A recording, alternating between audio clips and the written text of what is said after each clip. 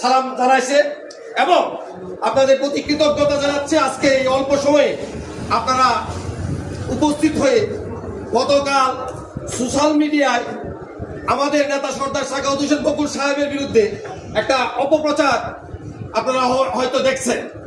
এই অপপ্রচারের বিরুদ্ধে আমরা এই যে তাৎক্ষণিক আমরা আজকের এই সবাই বিভিন্ন ইউনিয়ন থেকে যারা আসছেন সবাইকে বেলাব উপজেলা বিএনপির পক্ষ থেকে ধন্যবাদ ও কৃতজ্ঞতা জানাচ্ছি।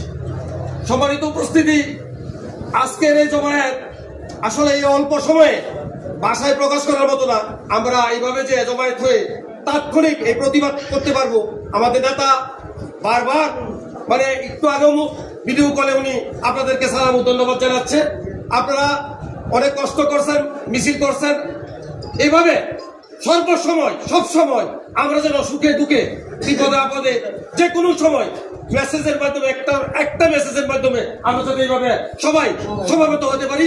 এবং এই যে যাদেরকে নিয়ে সমালোচনা আমরা আসলে করলাম এতক্ষণ অনেকেই করছে, আমি এদেরকে নিয়ে সমালোচনা করতে চাই না। কেন চাই না? সমালোচনা করার মতো যোগ্যতা এদের নাই। সর্দার সাখাওয়াত হোসেন বকুল সাহেব 1991 সাল থেকে তিল তিল করে নিজের সন্তানকে যেভাবে লালন পালন করেছে, ঠিক এইভাবে বেলাবাবু রোডি বিএনপিকে লালন পালন করে আসছে।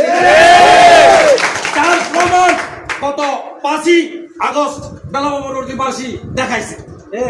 সর্দার সাখাওয়াত হোসেন বকুল সাহেবের সাথে অন্য কোন লিডারের তুলনা করাই ঠিক না, সমালোচনা তো দূরের কথা।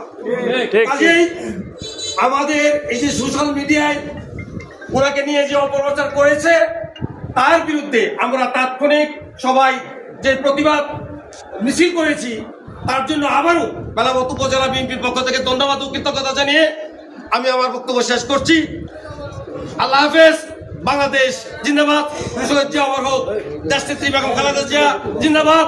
তারুণ্যের অহংকার তারেক রহমান জিন্দাবাদ। সর্দার সাখাওয়াত হোসেন বকুল ভাই জিন্দাবাদ। আপনারা একটু বসবেন, দয়া করে একটু বসবেন। আপনাদের জন্য একটু মিষ্টি মুখ করা হয়েছে, দয়া করে।